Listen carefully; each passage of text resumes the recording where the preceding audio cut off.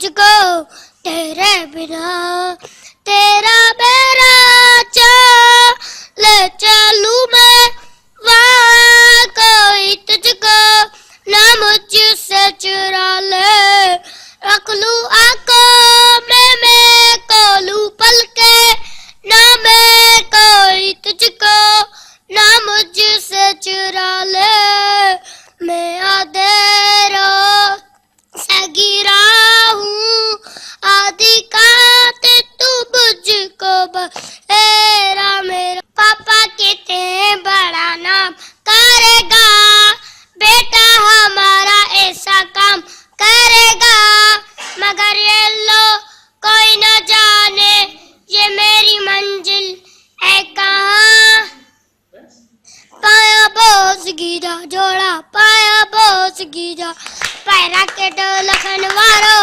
सिंगार गया तो सारो पाया बोस गीजा जोड़ा पाया बोस गीजा ओ पाया बोस गीजा जोड़ा पाया बोस गीजा पाया असगर आए आए सिंगार गया तो सारो पाया बोस की जोड़ा पाया बोस की जा मरना वन्या मां एतरो वयल भी दिल पर नया मां मानू मोते वठिया गेला तू जी क्या मां मरना वन्या मां एतरो वयल भी दिल पर नया मां भला कह चयोती मानू मोते वठिया गेला तू जी क्या मां अच्छा गिला कने तो कोई शर्म नहीं दो हाँ नहीं दई गिला कने हाँ बुधा है ना गिला कने तो कोई शर्म नहीं दो इंदो पोछा कने शर्म इंदी दे न कने पो हाँ ये कने थोड़ी पो भी ताई नानी हड़ो ये करे अच्छा बुधा केड़ी क्लास में पढ़दो केजी में पढ़ंदो आहे हिते घणो वक्त थी वियो अथई स्वेटो में घणा वक्त थी वियो साल थी काथों जो आहे ॻोठ कहिड़ो अथई शिकारपुर खां आयो तुंहिंजो पीउ कीअं फोत थी वियो गोली लगी तुंहिंजे पीउ खे गोली लॻी हुई अच्छा उते शिकारपुर में या ॻोठ कहिड़ो अथई ॻोठ जी ख़बर अथई न जंहिंमहिल तुंहिंजे पीउ खे गोली लॻी तंहिं महिल तूं केतिरो आहीं नंढड़ो आहीं तोखे ख़बर हुई हुन महिल न ख़बर न हुई पोइ तोखे बाद में ॿुधायूं त तुंहिंजो पीउ गोली लॻण सबबु मरी वियो आहे घणा भाइर हो तव्हां ॿियो भाउ वॾो आहे नंढो आहे वॾो उहो छा कंदो वो घर में पापा हलाईंदो आहे पापा ऐं चांहि नानी पचाईंदी आहे पोइ तोखे चांहि पापा तोखे खाराईंदा आहिनि तूं जॾहिं ॻोठ वेंदो आहे त न छो ईद ते वेंदो आहे ॻोठ छा कंदो आहे ईद ते ॿुधायो खेदो आहे बस कंहिंसां खेदो आहे पाण सां ॿियो कंहिंसां खेदो आहे ॿियो कंहिंसां खेदो आहे ॿियो मां पंहिंजे भाउ सां उहो त पापा बि करणो आहे न पोइ उहो कीअं तोसां खेदो आहे रोज़ अचर थींदो ईद ते भला ख़र्ची घणी मिलंदी आहे 50 रुपया ख़र्ची त गोड़ कंदो आहे ईअं इलाही ॾियो मूंखे न छो न कंदो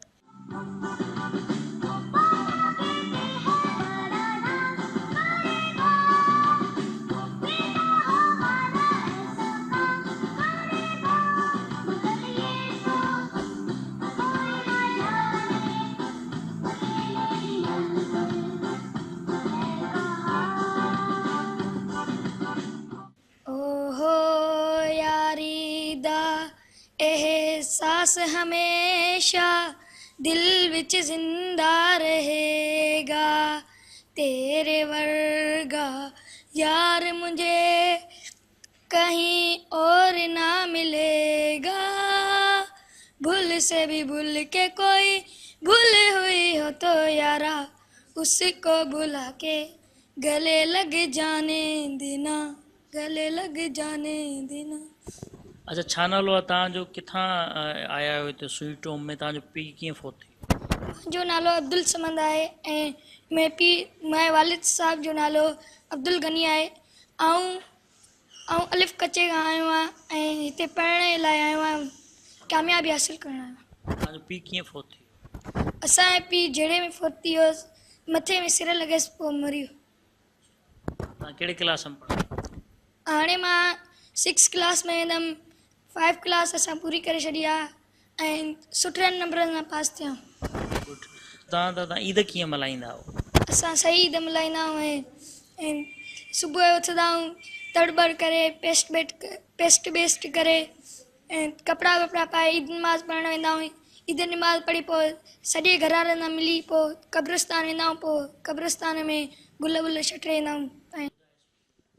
Starting with the greatest name of Almighty Allah, who is the Lord of Lords and knows every secret.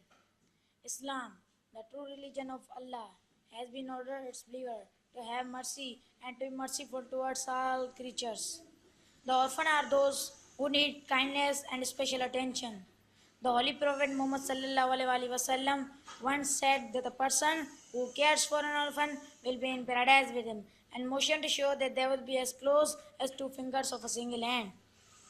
You are an orphan, but then I think life is a kind of remarkable, and the thing that causes biggest pain can also bring amazing energy.